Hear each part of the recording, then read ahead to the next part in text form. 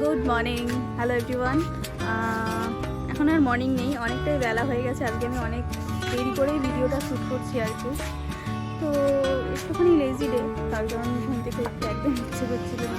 উঠতে হয়েছে অনেক সকালেই, তার কারণ আমাদের রান্নার যিনি আছে তিনি আজকে একটু ছুটি নিয়েছেন। তো সকাল থেকে রান্না করে দিয়ে গেছে, বেলাতে রান্না করতে পারবে না বলে। তো সেই কারণে এখনই মানে সকালবেলায় রান্না করে দিয়ে গেছে। তো সব কিছু কমপ্লিট। তো ওই জন্য ছেলেকে নিয়ে একটু ছাদে এলাম আর ভাবলাম ভিডিওটা শুরু করা যাক। তো সকলকে মেরি ক্রিসমাস। ক্রিসমাসটা খুব ভালো করে কাটাও। যারা আমাদের মানে খ্রিস্টান বন্ধু আছো তাদেরকে মানে অনেক অনেক শুভেচ্ছা ক্রিসমাসের। তো সকলকে মেরি ক্রিসমাস। তো সবাই একটুখানি যারা আমার যদি কেউ ফ্রেন্ড এরকম থাকো যে যারা ক্রিসমাস পালন করছো, তারা কীভাবে পালন করছো একটুখানি কমেন্ট করো, অ্যাটলিস্ট মেরি ক্রিসমাসটা জানিও, তাহলেই খুব খুশি হবো। আজ যেহেতু বৃহস্পতিবার, তাই সকাল থেকেই এই বৃহস্পতিবারের পুজোর কাজ নিয়ে মগ্ন ছিলাম। সকালবেলায় বাসনগুলোকে সব খুব ভালো করে ক্লিন করে নিয়েছি।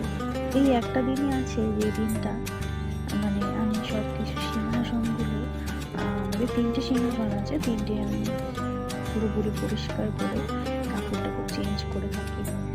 কিন্তু এই সপ্তাহটা সেটা করতে পারলাম না। বাসনগুলো যথারীতি খুব ভালো করে পরিষ্কার করেছি, যতটুকু পেরেছি সব সিংহাসনগুলোই মুছেছি।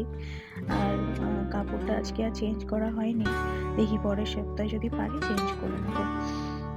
আমাদের বাড়িতে আমার বাপের বাড়িতে সরা পুজো হতো, কিন্তু আমার শ্বশুর বাড়িতে মূর্তি পুজো হয়। ছোট থেকে খুব ইচ্ছে করতো যে একটা মূর্তি মানে মা লক্ষ্মীর মূর্তি পুজো দেব।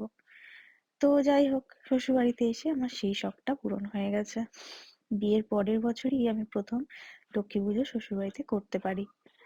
আগে আমাদের বাড়িতে হতো, কিন্তু আগে যেহেতু জয়েন্ট ফ্যামিলি ছিল, তো অনেক বড় ফ্যামিলি, নিচেই হতো পুজো। এখন আমাদের ঘরেও হয়। তো ওই জন্য ওই লক্ষ্মী পুজোর দায়িত্বটা আমারই। তো ওই কারণে আজকের দিনটা পুজো দিতে বেশ খানিকটা লেটও হয়। তো সেই জন্যই সুন্দর করে ঘর টর সবকিছু এঁকে, আমি খুব একটা ভালো পারি না, তাও চেষ্টা করছিলাম আর কি, যতটুকু শিখেছি যা ছোটবেলা থেকে মায়ের কাছ থেকে।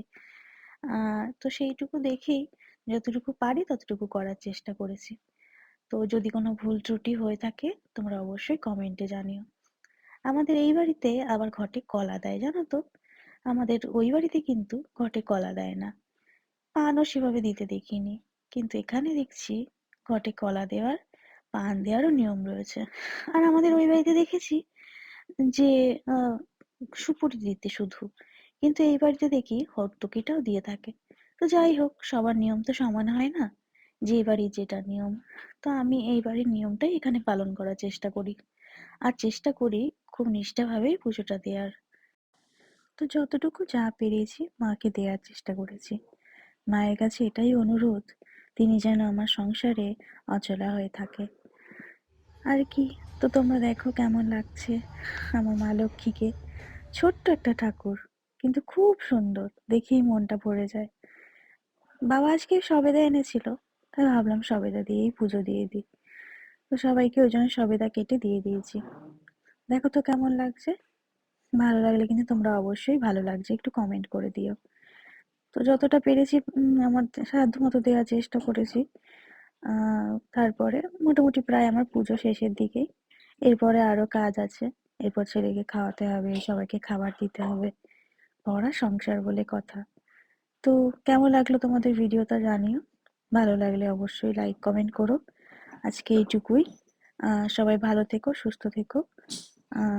আর আর কি বলবো, সবাই ভালো লাগলে একটা অবশ্যই কমেন্ট করে দিও। সবাইকে মেরি ক্রিসমাস।